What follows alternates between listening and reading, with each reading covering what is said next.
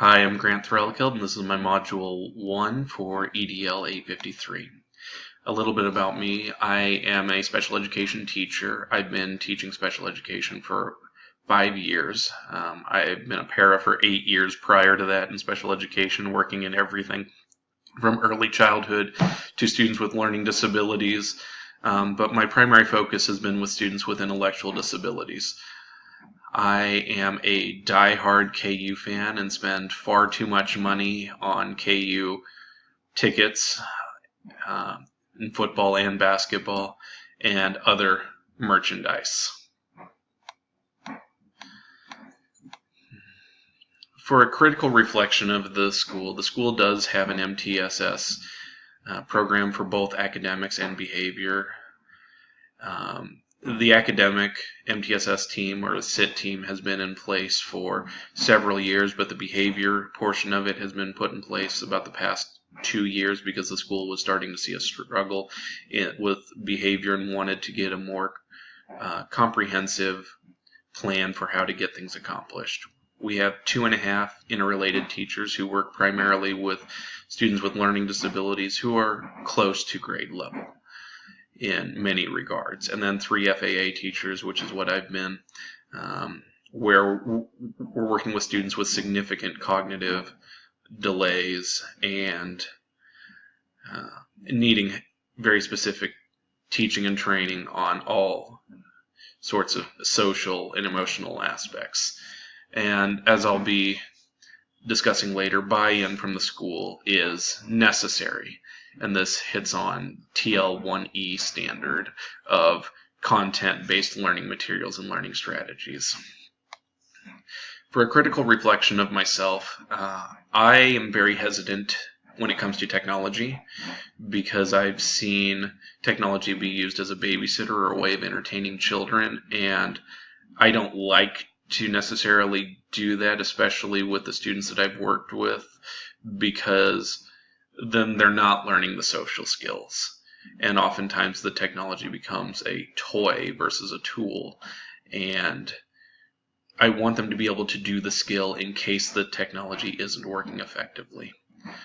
When it also comes to a critical reflection of myself, the majority of my experience has been with students who are on the lower end of the IQ spectrum.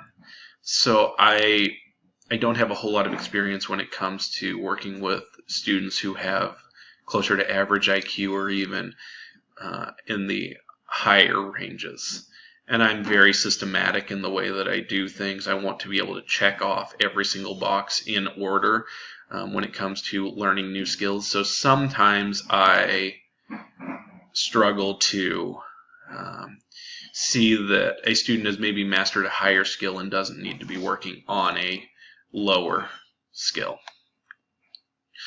When it comes to improving the school, the first thing that I would say is that it requires buy-in from the administration that special education is important, that all students are important, and that they require different needs, while also cautioning against the idea of making the special ed students like the cheerleaders of the school, where they become celebrated for doing things that are the expectation, such as walking down the hall or turning in an assignment.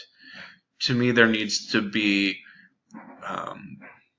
buy-in on technology and what technologies are most effective versus trying to take a cookie cutter model and try to fit all technology or all students towards all technologies when what works for one may not work for another. And the last component would be seeing what others do and how that benefits students, because I'm sure that with each one of you that you may have tried an unorthodox method, something outside of the box to try to reach a particular student that somebody may look at kind of goofy and go, well, why are you doing that? Well, sometimes we don't do a good job of communicating with each other of this is why I'm doing X, Y, or Z, or why a student has a particular accommodation. That sometimes we get an us versus them mentality and don't necessarily see the benefit in what all educators are doing. And this fits into ISTE Standard 3C about promoting effective communication and collaboration among stakeholders. And when it comes to the funding question, I struggled with this because each student may require new and different supplies, some low tech, some very, very high tech, and being able to predict what a student may need before we see or work with the students is a challenge. So I don't necessarily know whether my plan would need more funding or not, or whether it just needs more collaboration. Thank you for watching this, and I look forward to learning with and from all of you.